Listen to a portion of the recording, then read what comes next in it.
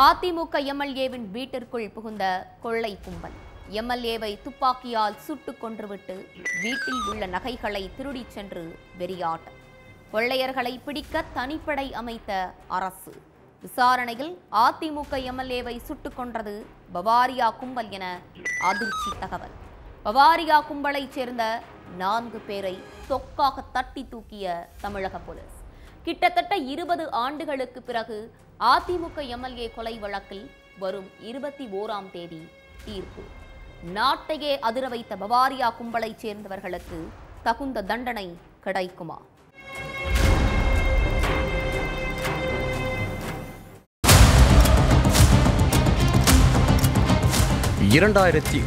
ஆண்டு ஜனவரி 9ஆம் தேதி அதிகாலை 2:45 மணி கும்மிடிப்பூண்டி அதிமுக எம்எல்ஏவாக இருந்த சுதர்சனம் தன்னோட வீட்டுல நல்லா தூங்கிட்டு இருந்தார். அப்போ அவரோட வீட்டு கதவை யாரோ உடைக்கிற சத்தம் கேட்டிருக்கு. அந்த சத்தத்தை கேட்டு முதல்ல அவரோட மகன் அறையை விட்டு வெளியே வந்திருக்கார். அப்போ அவரை சுத்து போட்ட 6 பேர் கொண்ட கும்பல் அவரை சரமரியா தாக்கி ஒரு அறையில வச்சு பூட்டி இருக்காங்க. மகனோட அலறல் சத்தத்தை கேட்ட சுதர்சனம் கூச்சலிட்டபடியே மாடியில இருந்து கீழே வந்திருக்கார். அப்போ அந்த கும்பல் அவரை துப்பாக்கியால சுட்டு இருக்காங்க.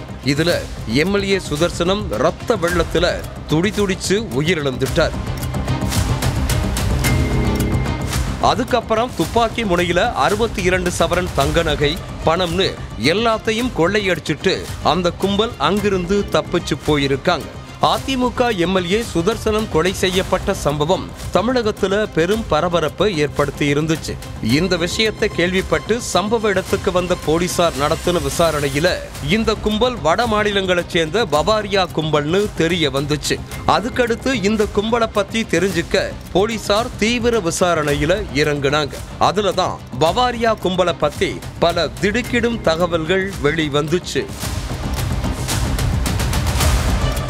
தென் மாநிலங்களை குறிவச்சு 1995ஆம் ஆண்டுல இருந்து 2005ஆம் ஆண்டு வரை கொலை, பாலியல் வன்கொடுமை போன்ற சம்பவங்களை தொடர்ந்து பண்ணிட்டு போலீஸ்காரங்க கிட்ட சிக்காம வெறியாட்டம் போட்டுட்டு இருந்தாங்க இந்த பவாரியா கும்பல். பவாரியா அப்படின்னா உத்தரப்பிரதேசம், ஹரியானா, ராஜஸ்தான் போன்ற வட மாநிலங்கள்ல உள்ள குறிப்பிட்ட பகுதிகளில் இயங்கிட்டு இருக்கிற குற்றவாளிகளை குறிக்கும் சொல்னு கூறப்படுது. இவங்க 5 முதல் 10 பேர் கொண்ட குழுக்களாதான் இயங்குவாங்களாம். பெரும்பாலும் கண்டெய்னர் லாரிகள்லையும் நெடுஞ்சாலை ஓரங்களையும் தான் இந்த குழு தங்குவாங்களாம். அது மட்டும் இல்லாம இந்த கும்பல் பொதுமக்கள் கூட வசிக்காம அவங்கள விட்டு விலகித்தான் இருப்பாங்களாம். பொதுவா இந்த கும்பலை சேர்ந்த ஆண்கள் சாலையில போற லாரிகளை திருடி அதை வச்சுதான் கொள்ளை சம்பவத்துல ஈடுபடுவாங்க.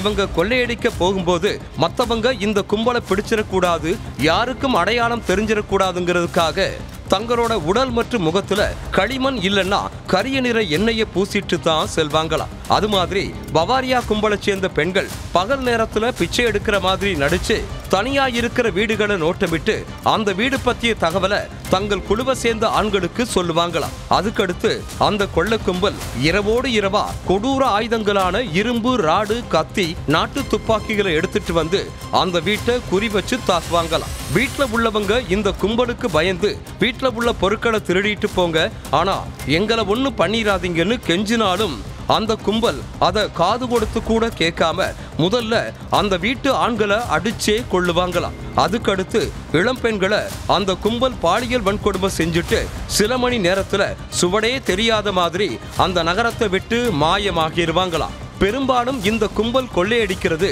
புறநகர் பகுதிகளில் உள்ள தனியாயிருக்கிற வீடுகளை குறி வச்சுதான். அப்படித்தான் கடந்த 2005ஆம் ஆண்டு இந்த கும்பல் கும்மிடிப்பூண்டி அதிமுக எம்எல்ஏ சுதர்சனம் வீட்டுக்கு கொள்ளையடிக்க போனாங்க. அப்போ அந்த கும்பலை பார்த்து கத்தி கூச்சலிட்ட சுதர்சனத்தை அந்த கும்பல் துப்பாக்கியால சுட்டு கொன்னுட்டாங்க. இந்த விவகாரம் தமிழ்நாட்டையே உலுக்கி எடுத்த நிலையில பவாரியா கும்பலை பிடிக்க அப்போதைய கூடுதல் ஆணையர் SR ஜாங்கிர் தலைமையில தனிப்படையை அமைச்சு தமிழக அரசு உத்தரவிட்டுச்சு.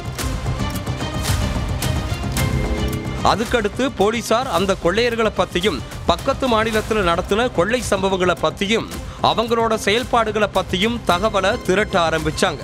அப்பதான் போலீஸுக்கு அந்த பவாரியா கும்பல் பத்தி தகவல் தெரிஞ்சிருக்கு.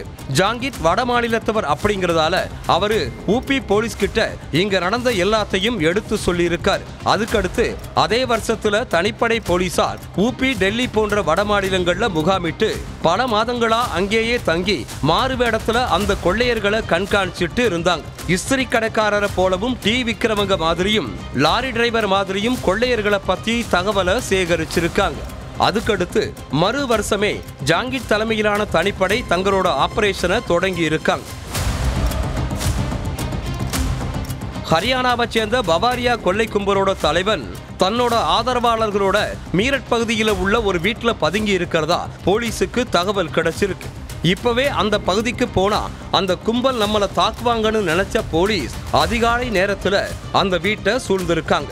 ஆனா இந்த தகவலை ஏற்கனவே தெரிஞ்சுக்கிட்ட பவாரியா கும்பல் பக்கத்துல உள்ள காட்டுப்பகுதியில பதுங்கிட்டாங்க. இதை தெரிஞ்சுக்கிட்ட போலீஸ் அந்த காட்டுப்பகுதிக்கு போயிருக்காங்க. அப்போ அந்த கும்பலோட தலைவனும் அவனோட ஆதரவாளர்களும் போலீஸை நோக்கி துப்பாக்கியால சரமாரியா சுட்டு இருக்காங்க. அப்போ தமிழக போலீசாரும் பதிலுக்கு அந்த கும்பலை சுட்டு இருக்காங்க.